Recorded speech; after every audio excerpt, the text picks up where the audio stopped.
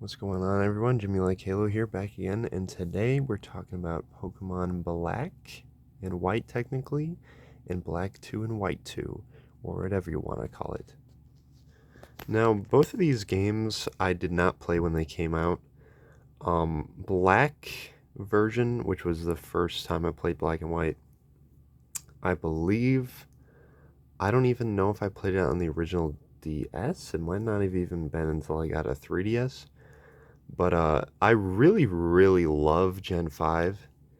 And both of these games, which is really rare for Pokemon, for like the third version technically, instead of doing that normally like Diamond and Pearl, then it had Platinum, these ones actually had direct sequels. So instead of like Pokemon Gray, it was Pokemon Black and White 2, the sequel. And then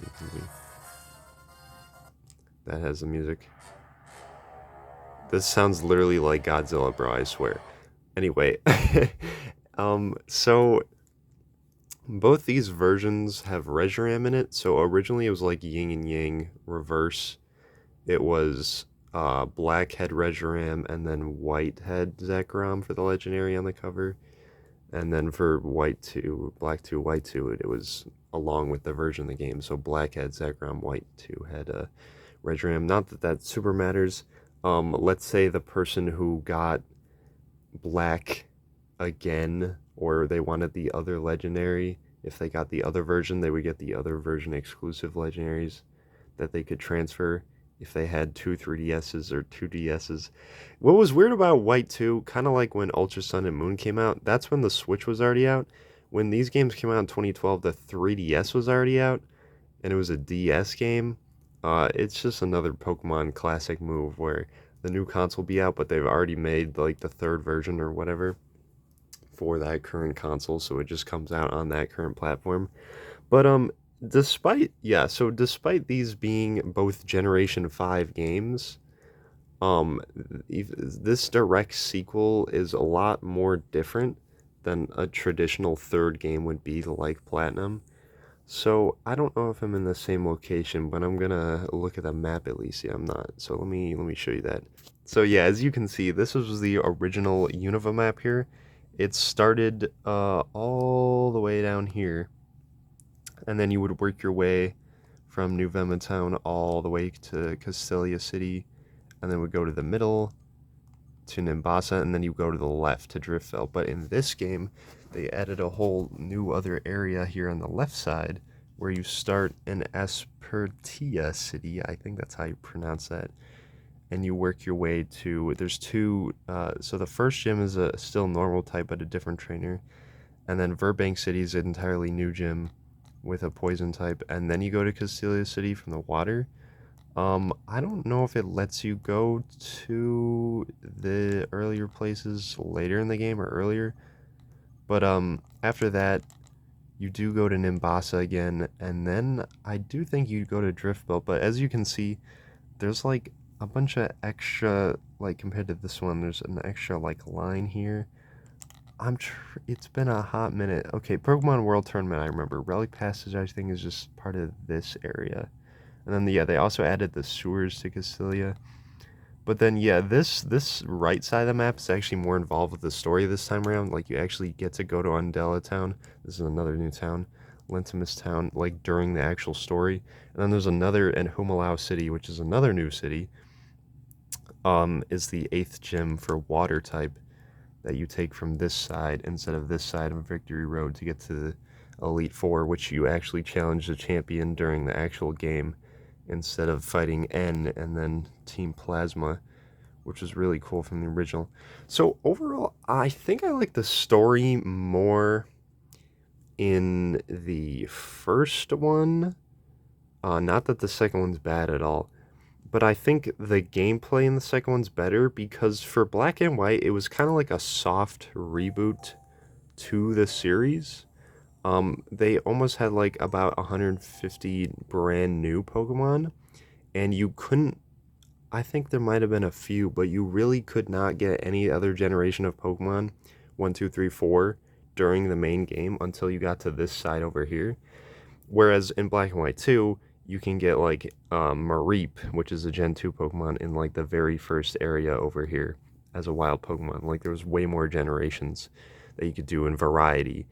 And I think it was kind of interesting that they kind of tried to make it different with this, but I do prefer just being able to access, variety of Pokemon. Like it's good to have new ones, but you can't just force new ones on everyone. Not everyone's gonna like that. But it was an interesting idea. It's not the biggest deal anyway, because you could still use the other Pokemon. But yeah, even just the bottom screen is slightly different, but it still has the same features like being able to trade IR, wireless, or online.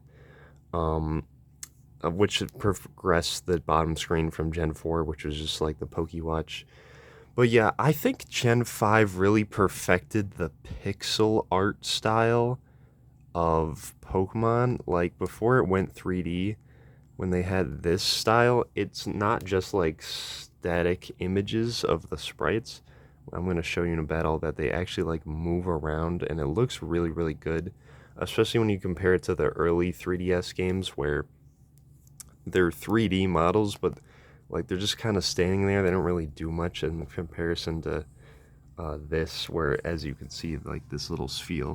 He's William. Also, Gen 5 music is amazing. Black and white music is some of the best in the whole series. It's no wonder people like it so much. But yeah, as you can see, they're like moving around, and the like fire actually has like little effects here. It'll glow on and off. But it's just little things like that, and the camera will pan around and stuff. I just think it has so much character to it, and I totally get why people really prefer this style over like when they went 3D, because they didn't really get this animation style back. It just kind of went away. Like they lost the Pokemon lost their like character and how they looked. When you saw it, it's kind of hard to describe, but I totally understand what people mean when they talk about this. I really do like this. If that's how a new Pokemon game looked, I would totally be down for it. I don't really necessarily mind the 3D models. I feel like they've gotten better with like the animations. They've gotten a little more animated, literally. But yeah, I totally understand. This was like my favorite art style of the pixel art Pokemon games. And I also like how I said in Gen 4, it's kind of like a mix of 2D but with 3D buildings and stuff. I think that just looks really good. But I'll also show you what the battle looks like in 2 so you can tell it's not the biggest leap or anything, not like it would be, but it is slightly different. Yeah, so this one has also slightly different music, slightly like remixed from the original Gen 5s. And then, as you can see, not only did the font change, not that this is a big deal, but this, since this is the white version, this will be white. If it was black, this would be black for the little bar. And then just like the 3DS games and the other DS games, all your moves are on the bottom screen, which is always nice, and then all your battling stuff happens on the top. So that's all well and good. I really like some of the Gen 5 Pokemon. There's definitely some stinkers, like literally Trubbish is literally a garbage Pokemon. He's literally garbage. um, but like Excadrill is a really awesome Gen 5 one, for example, and the legendaries I thought were really cool. I actually like them more than X and Y. And overall, probably in Generation 5, even if there's a lot of goofy, stupid kind of ones, there's also a lot of really unique and awesome, like Bisharp is another really cool one, or Crocodile. There's like, for every like questionable one, there's like a really good one. And I feel like they stand out more than the majority of like the ones they added in Gen 6. So, well, that's just my opinion. But either way, that's all I really have to say about Gen 5. It's honestly, I think it's my favorite like generations region map. Like I just love the locations you explore and especially the music in said locations. So I really like the layout of both the original and the newer one. I really like how this like third version technically had like more going for it. It was more of a sequel, especially the story like really changes, and then the way you go about the region and like the Pokemon you can use and all that stuff. I really think it goes a long way. It's easily the best like third version slash sequel or whatever for Pokemon. I wish Ultra Sun and Ultra Moon was more like that. I do like those, but those are less like sequel and more just like a third version, but a third version split into two, which is weird. It should have just been like a third, like Eclipse game or whatever.